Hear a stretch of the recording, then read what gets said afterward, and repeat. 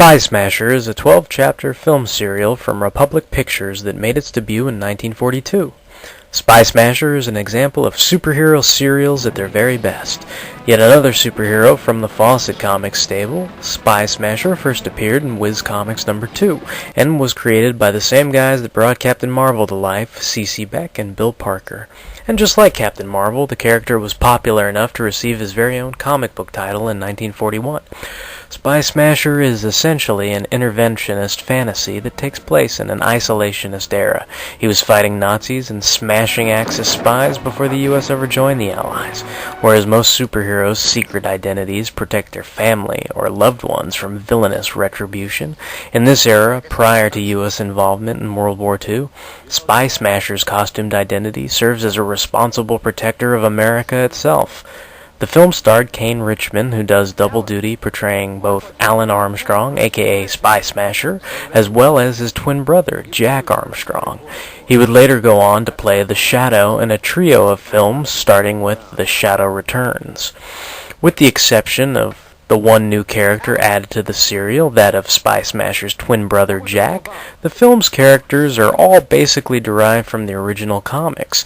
There's Eve Corby, who is engaged to Spy Smasher himself in the original comics, while in the film things are slightly altered and the twin brother Jack is her fiancé. Along with Eve, there's her father, Admiral Corby, who was an admiral in the intelligence division of the U.S. Navy. The admiral aids Spy Smasher in his battle against the Nazi villain known as the Mask.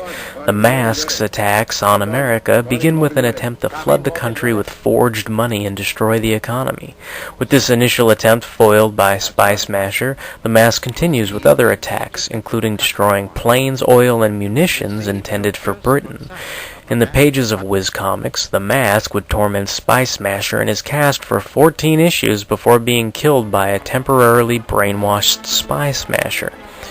In a bit of irony, while the Mask himself succeeds in turning Spy Smasher against his homeland, the kill and destroy commands he issues with a Machiavellian mind control device results in him being the first casualty of Spy Smasher's role-reversing rampage.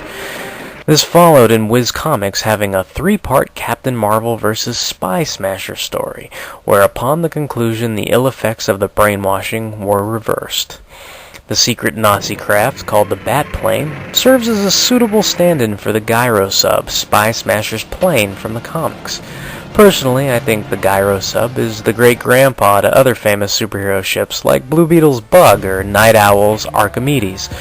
Appropriately, the opening theme for Spy Smasher is pretty much the main theme from Beethoven's Fifth Symphony.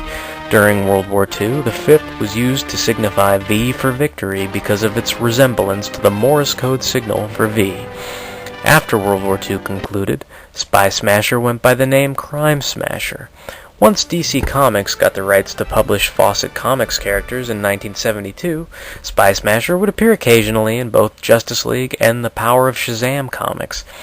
This would be followed by a cameo appearance on Justice League Unlimited that pays homage to the serial as well as his DC Comics history. Also, Spy Smasher's character was later reinvented as a female antagonist for Barbara Gordon in Birds of Prey, who was described by the author as the Jack Bauer of the DCU. Damn it!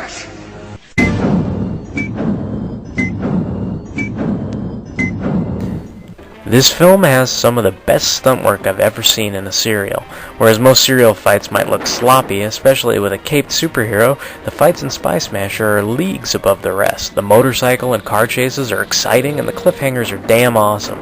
Not only is what you think you've seen not what you've actually seen, but when you finally see what it is you were supposed to see, it makes perfect and logical sense. Spy Smasher is truly the peak of serialized filmmaking.